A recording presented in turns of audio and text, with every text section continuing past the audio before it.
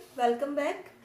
आज का हमारा टॉपिक रहेगा बेसिक ट्राइग्नोमेट्री, यानी कि आज हम त्रिकोणमिति के बारे में बात करेंगे। तो सिंपल त्रिकोणमिति कैसे बनी है और कहाँ से आती है, चलिए देखते हैं। तो ट्राइग्नोमेट्री दो फॉरेन लैंग्वेज के शब्दों से मिलकर बना है।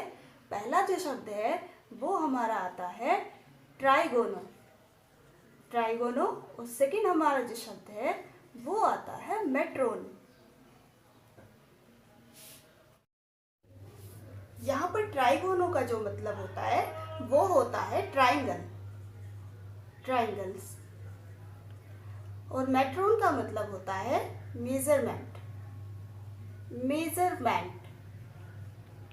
बिल्कुल, यानी कि अगर हम बात करें ट्राइग्नोमेट्री में हम किस चीज़ को स्टडी करते हैं तो आंसर आएगा ट्राइंगल्स का मेजरमेंट हम ट्रिग्नोमेट्री के रेस्पेक्ट में करते हैं। यानी कि जो त्रिभुज होते हैं त्रिभुजों की माप का अध्ययन करते हैं और इसी को हम बोलते हैं त्रिकोणमिति, त्रिकोणमिति। जैसा कि इसका हिंदी मीनिंग भी हम निकाल सकते हैं, त्रिकोणों का मापन, मिति का मतलब मापन होता है। तो सबसे पहले हम देखते हैं एक ट्राइंगल। बिल्कुल, ट्राइंगल के बिना बात बनेगी नहीं, तो सबसे पहले हम एक ट्राइंगल लेते हैं। ये ट्राइंगल है हमारा ABC। अब जो ट्राइंगल रहता है ये रहता है समकोण त्रिभुज, यानी कि राइट एंगल ट्राइंगल भी आप इसको बोल सकते हैं, राइट एंगल ट्राइंगल। तो राइट एंगल ट्राइंगल जो होता है वो इस प्रकार से होता है कि उसमें एक समकोण होना बहुत जरूरी है, एक एंगल 90 डिग्री का होता है, इस प्रकार से। अब ये जो साइड्स है यहाँ पर हम देख सकते हैं 3 साइड्स हैं त्रिभुज की। अब त्रिभुज की तीनों जो साइड्स हैं इनके अलग अलग नाम दिए गए हैं। देखिएगा, सबसे बड़ी जो ट्राइंगल की जो भुजा होती है वो होती है कर्ण, कर्ण को हम हाइपोटेनस भी बोलते हैं, ओके। और जिस भुजा से 90 डिग्री का कोण बना होता है, समकोण बना होता है, उसे हम कहते हैं लंब, यानी कि परपेंडिकुलर। और जिस भुजा पर 90 डिग्री का एंगल बनता है वो त्रिभुज का कहलाता है आधार, यानी कि बेस। और आधार को हम एडजेसेंट साइड भी बोलते हैं, एडजेसेंट साइड। और लंब को हम अपोजिट साइड बोलते हैं, अपोजिट साइड, ओके। तो ये हमारी क्या है, त्रिभुज की तीनों भुजाएं हैं जो आपने देखी अभी। अब हम बात कर लेते हैं इन त्रिभुज की भुजाओं में क्या रिलेशन होता है, और वो रिलेशन निकालने के लिए हमें एक थ्योरम की नीड पड़ती है। वो थ्योरम है पाइथागोरस थ्योरम। पाइथागोरस जो प्रमेय होती है वो त्रिभुज के भुजाओं का रिलेशन निकालकर हमें देती है। पाइथागोरस प्रमेय क्या कहती है, किसी समकोण त्रिभुज के लिए ओनली लागू होती है। त्रिभुज का जो कर्ण होता है यानी कि AC, त्रिभुज का जो कर्ण होता है वो त्रिभुज की सबसे बड़ी भुजा होती है, ओके। तो यहाँ पर जो समकोण त्रिभुज है उसकी सबसे बड़ी भुजा कौन है, कर्ण है। तो इसीलिए पाइथागोरस प्रमेय ने क्या किया, पाइथागोरस प्रमेय ने बोला कि सबसे बड़ी भुजा का स्क्वायर बाकी दो भुजाओं के स्क्वायर के योग के बराबर होता है, ओके। तो बाकी दो भुजाओं का स्क्वायर करेंगे और उनको ऐड कर देंगे, आधार और लंब का स्क्वायर। और आधार कौन है, आधार है हमारा AB, यानी कि AB का स्क्वायर। और लंब कौन है, BC, यानी BC का स्क्वायर। तो इस प्रकार से ये रहा हमारा पाइथागोरस का फार्मूला, जो कि हमें इस तरीके से अप्लाई करना है हर एक क्वेश्चन में। लगभग त्रिकोणमिति में जो भी स्टार्टिंग के क्वेश्चन रहेंगे बेसिक कॉन्सेप्ट पर, उनमें हमें ये लागू करनी है। तो हम इसकी बेस पर अब देखते हैं मोस्ट इम्पोर्टेंट थिंग जो त्रिकोणमिति में आती है, वो आती है त्रिकोणमितीय अनुपात। त्रिकोणमितीय अनुपात टोटल 6 होते हैं, 6 त्रिकोणमितीय अनुपात होते हैं। इनके अंदर 3 त्रिकोणमितीय अनुपात मेन होते हैं। ओके, वो जो 3 मेन होते हैं उनको हम यहाँ देखते हैं। Sine theta, number 2 cos theta, number 3 tan theta. बाकी के जो 3 होते हैं वो इन्हीं से बनते हैं, यानी कि वो इन तीनों के अपोजिट होते हैं। साइन थीटा का जो अपोजिट होता है वो होता है कोसेक थीटा, और कोस थीटा का जो अपोजिट होता है वो होता है सेक थीटा। लास्ट में जो हमारा आता है 6 नंबर पर वो होता है टेन का अपोजिट, यानी कि कोट थीटा। ओके, तो यहाँ पर हम देखेंगे, सबसे पहले हम साइन थीटा का मतलब समझेंगे, क्या होता है साइन, क्या होता है और थीटा क्या होता है। तो साइन थीटा में थीटा का मतलब कभी भी, सबसे पहले तो ध्यान से देखेंगे, साइन थीटा का मतलब कभी भी साइन गुना थीटा नहीं होगा, ये कभी भी नहीं हो सकता, क्योंकि साइन थीटा एक ही सिंबल है, वो हमें ट्राइंगल से लेना है। ओके, अब साइन थीटा कोस थीटा कुछ भी हो, वो सब एक ही सिंबल है, साइन और थीटा अलग अलग नहीं हो सकते। ओके, तो यहाँ पर साइन थीटा का जो हम फार्मूला लेते हैं अपने ट्राइंगल के अकॉर्डिंग, अब हम लेते हैं सबके फार्मूलाज। तो साइन थीटा का जो फार्मूला होता है वो होता है लंब बटे कर्ण, यानी लंब कौन है, BC, BC upon AC। Okay, अब कोस थीटा का जो फार्मूला होता है वो होता है आधार बटे कर्ण। आधार है हमारा AB, AB बटे कर्ण, यानी कि AC। ओके, टेन थीटा का जो फार्मूला होता है वो होता है लंब अपॉन आधार, यानी कि BC अपॉन AB, ये आपका BC अपॉन AB। अब जैसा कि मैंने आपको बताया, ये तीनों हमारे मेन रहते हैं, साइन कोस टेन, और बाकी इनके अपोजिट रहते हैं। ओके, तो देखते हैं कोसेक थीटा किसका अपोजिट है, साइन थीटा का, यानी कि क्या रहेगा AC अपॉन BC। जो भी वैल्यूज इनकी है वो ऊपर वाली नीचे चली जाएगी, नीचे वाली ऊपर चली जाएगी। इसी तरीके से सेक थीटा किसका अपोजिट है, कोस का, तो AC अपॉन AB। ओके, इसके बाद हम लेते हैं cot theta. Cot theta tan theta का अपोजिट होता है, तो हम क्या कर देंगे, AB अपॉन BC। बिल्कुल इस प्रकार से हम देख रहे हैं कि ये 6 के 6 फार्मूले हमारे पास आ चुके हैं, जो आपके लिए बहुत ज़्यादा इंपॉर्टेंट होने वाले हैं। अब हम देखते हैं next reverse relations. Reverse relation, जो भी इनके रिवर्स रिलेशंस हैं उनको एक बार और ध्यान से देखेंगे न्यू तरीके से। ठीक है, देखिएगा, साइन थीटा कोसेक का अपोजिट होता है, तो साइन थीटा को मैं लिख सकती हूँ 1 अपॉन कोसेक थीटा। जिस प्रकार से साइन थीटा को हमने 1 अपॉन कोसेक थीटा लिखा, तो कोसेक थीटा को भी हम लिख सकते हैं 1 upon sine theta, 1 upon sine theta. Okay, इसके बाद हम लेते हैं नेक्स्ट कोस थीटा को। कोस थीटा इक्वल टू कितना आ जाएगा, 1 अपॉन सेक आ जाएगा। कोस और सेक थीटा होते हैं एक दूसरे के अपोजिट, तो सेक थीटा को इसी तरीके से मैं लिख सकती हूँ सेक थीटा बराबर 1 अपॉन कोस थीटा। इसी प्रकार से हम नेक्स्ट लेते हैं टेन थीटा। टेन थीटा को जब आप लिखोगे तो ये लिखा जाएगा 1 अपॉन कोट थीटा, और कोट थीटा को जब आप लिखोगे तो कोट थीटा को लिखेंगे 1 upon tan theta. Okay, apart from this एक फार्मूला और आएगा, टेन थीटा का जो फार्मूला होता है sine theta upon cos theta होता है।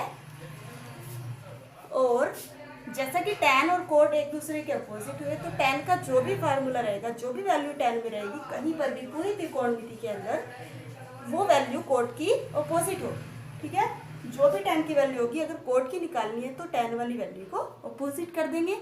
तो ये तो रहे फार्मूलाज हमारे अभी तक। टेन का जो साइन अपॉन कोस है, इसी तरह से कोट का हो जाएगा कोस upon sine theta. Theta include बिल्कुल करना है। तो इस प्रकार से ये फार्मूलाज रहेंगे आपके पास। इसके बाद हम देखने वाले हैं क्वेश्चन, जिसमें कि हम यूज करेंगे पाइथागोरस थ्योरम पूरी और ये सभी फार्मूलाज और ये सभी रिवर्स रिलेशंस। क्वेश्चन फर्स्ट क्या कहता है, यदि आपको त्रिभुज की 2 साइड्स दी हो, त्रिभुज ABC में इस प्रकार से क्वेश्चन मिलेगा, एंगल B इक्वल टू 90 हो और एक साइड AB आपको गिवन हो 12 सेंटीमीटर और दूसरी जो साइड है BC वो आपको गिवन हो 5 सेंटीमीटर। ओके, ये हमारा क्वेश्चन है। तो हमें निकालना क्या है, हमें निकालना है तीसरी वाली भुजा AC। तो इसके लिए हम क्या करेंगे, भुजाओं के लिए हम यूज़ करते हैं पाइथागोरस प्रमेय।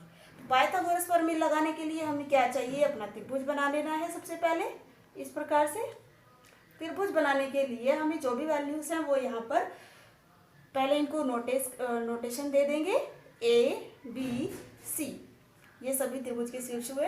अब AB जो भुजा है वो कितनी है, 12 सेंटीमीटर और BC जो भुजा है वो भी गिवन है 5 सेंटीमीटर। ओके, इस तरीके से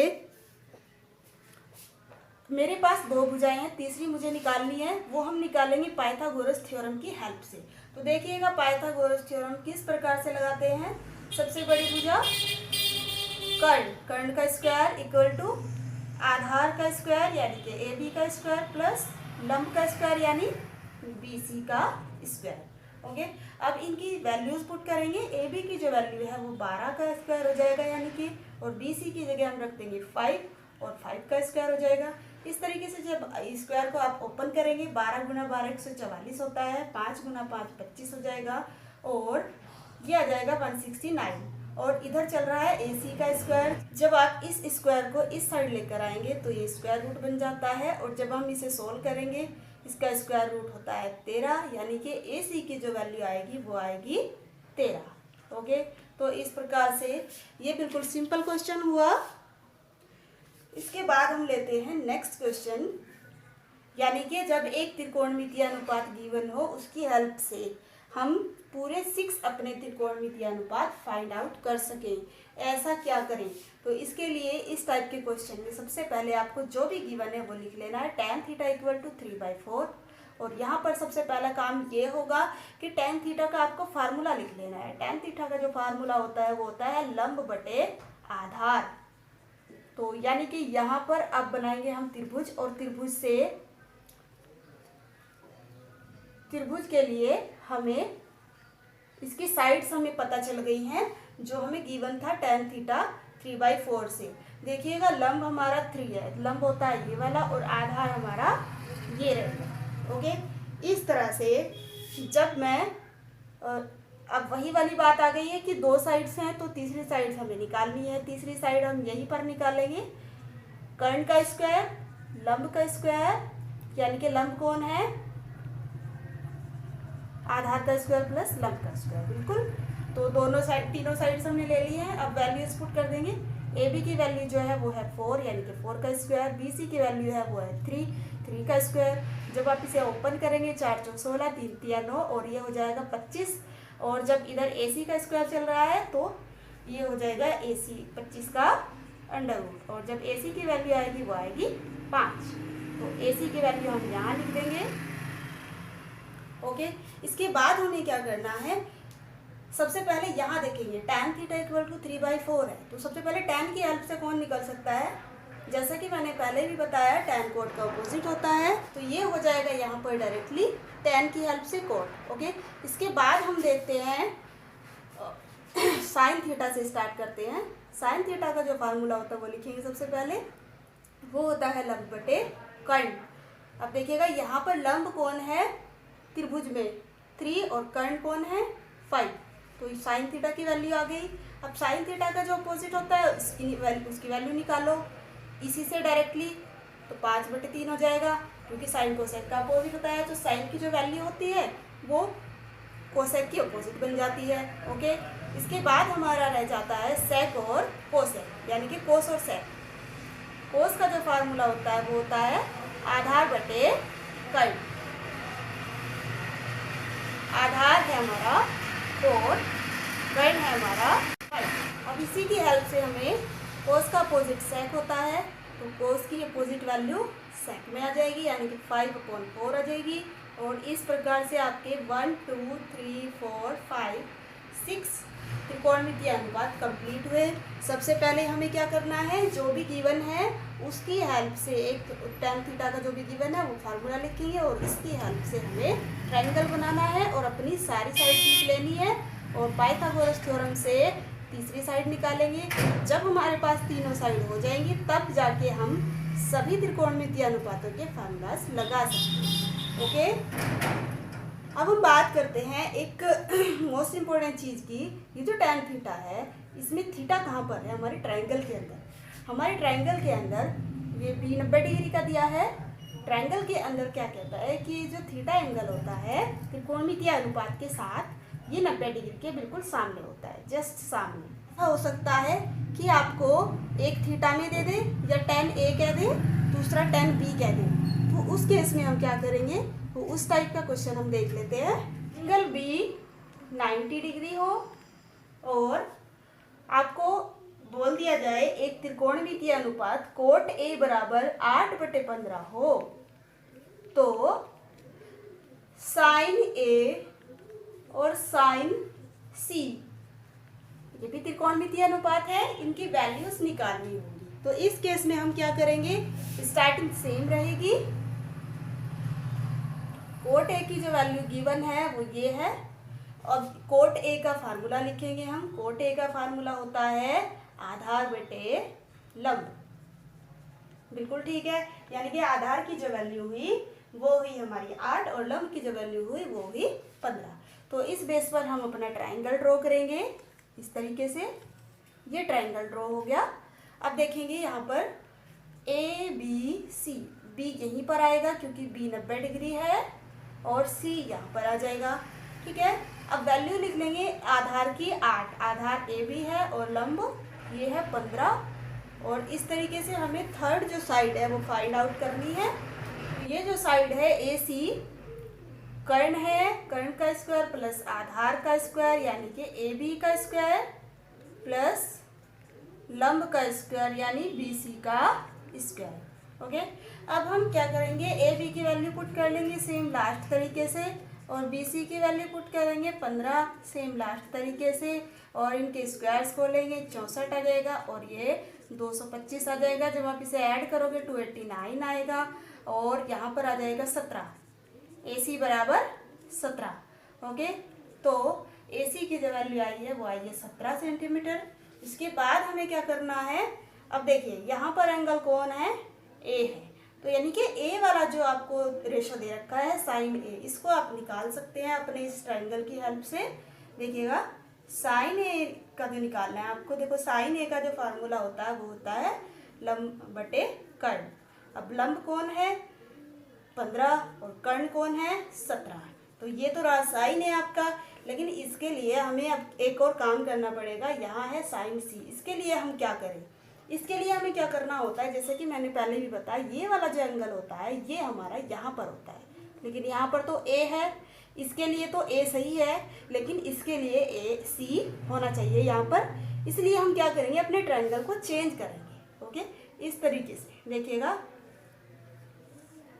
ये हम ट्रायंगल को चेंज करेंगे, हमें चाहिए यहाँ पर सी। और हाँ, एक और बात आपको ध्यान रखनी है, एंगल बी को आप सेम ही रखेंगे क्योंकि एंगल बी 90 डिग्री का है और ये आपको गिवन है। ओके, तो यानी कि आप ए और सी को रिप्लेस कर सकते हैं, सी को ए से। ठीक है, तो ये इंटरचेंज हो गया। इसके बाद बी यही रहेगा। अब यहाँ से देखिए बी सी की वैल्यू उठाइए वहाँ से जहाँ भी है, बी सी ये है तो यहाँ पर आ जाएगी, ए बी ये है तो यहाँ पर ए बी की वैल्यू 8 है वो यहाँ आ जाएगी और ए सी की जो वैल्यू है वो यहाँ पर आ जाएगी। ठीक है, इसके बाद हमें क्या करना है, अब हमारा ये एंगल हो गया सी। ठीक है, अब हम सी वाला जो रेशो है वो निकाल सकते हैं बड़े इजीली। साइन सी लिखेंगे लंब बटे कर्ण, लंब कितना है 8 है और कर्ण कितना है 17। तो इस टाइप के क्वेश्चन भी आपको मिलने वाले हैं, मोस्ट इंपॉर्टेंट क्वेश्चंस हैं ये सभी। तो ये बेसिक त्रिकोणमिति आज हमने देखी है, आई होप आपको अच्छे से समझ आ गई होगी। So thank you, keep watching and keep like, thank you.